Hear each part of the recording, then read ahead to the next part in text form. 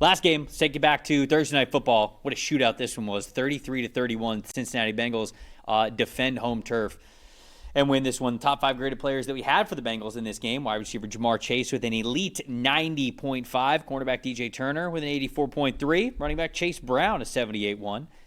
Wide receiver T. Higgins a 75.1.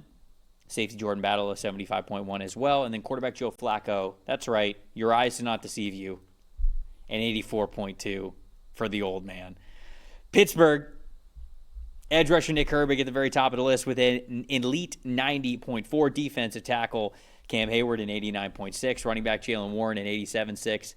Linebacker Cole Holcomb an 83.0. Cornerback Brandon Echols a 78.8. And then Aaron Rodgers, not quite as good as the passing grade that we have for Joe Flacco, but still quite the game from Aaron Rodgers. This looked like a throwback game from Aaron Rodgers. Both of them. I didn't know what year it was. Aaron Rodgers, 76.8 overall grade, by the way. Aaron Rodgers was like, I've seen all the criticism. I still got some juice in this arm, baby. He was letting it fly in this game. So what was your stat that told the story here in this one? All right, Trevor.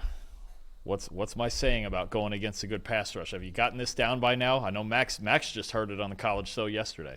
What's my saying about pass protection and quarterbacks and whatnot? What is it? If your offensive line can't protect you, protect yourself. Okay. So my stat, Joe Flacco. Yes. I did this with Miller Moss against Miami, Louisville-Miami yesterday. Shout out Quinn. Joe Flacco, average time to throw, 2.27 seconds.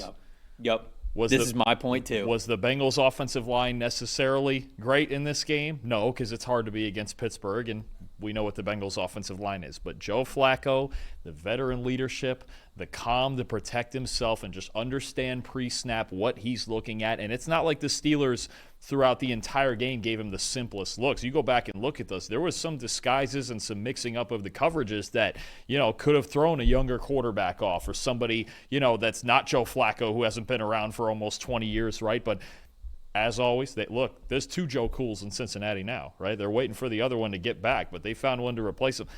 34 of his 47 attempts come ball out of his hands, 2.5 seconds or less, right? 85.3 passing grade on those dropbacks, 2.5 seconds or less. 22 of 34, 259 yards, 3 touchdowns, 2 big-time throws. The ability for Joe Flacco to just very calmly, in a quick manner, process what he's seeing, get to the top of his drop. And what's the quote he had himself? Something to the effect of, look, if you have Jamar Chase and T. Higgins and you can't figure out what to do with them, something wrong with you. It's kind of something in that. I'm paraphrasing a bit because I'm sure Joe's not as loose with the language as I am. But either way, that's what it is. It's that if I just get back here and read pre-snap correctly, throw it to Jamar or throw it to T, and they're going to make the rest happen.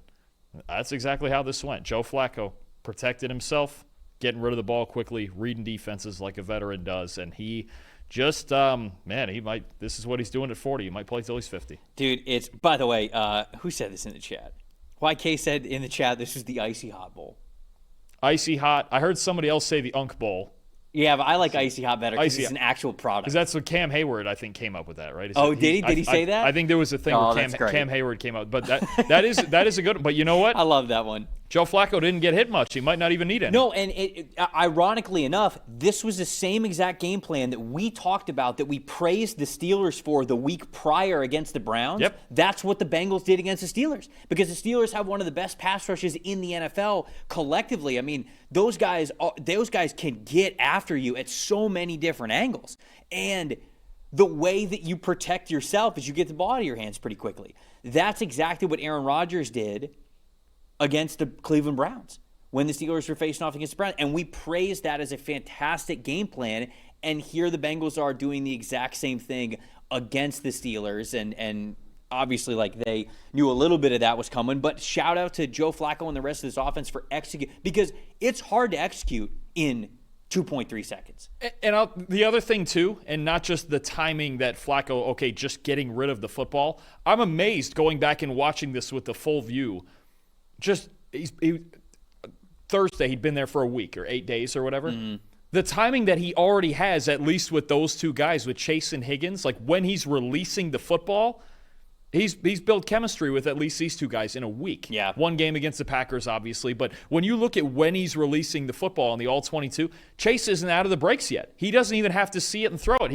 He's just throwing to spots, and Right. he knows they're going to get there because, Right. well, those are two guys you can really trust. Yep. And the fact that they have that much chemistry, as much as they did when I went back and watched the second time, a week into it, that's incredible stuff. Yeah, it was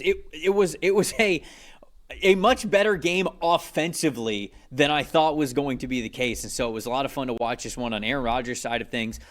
He was 23 for 34, 249 passing yards, 4 passing touchdowns, had those 2 interceptions. One of them was a turnover-worthy play. I believe the other one was not, if I remember correctly. But both of these guys, I think, played really well. And you know who else played really well in this game? Most impressive for me, it was the run game of both of these running backs. Chase Brown, a 90.7 rush grade. He had 7 missed tackles forced in this game. And then on the other side of things, Jaylen Warren, 80.7 rushing grade, 5 missed tackles from him in this game.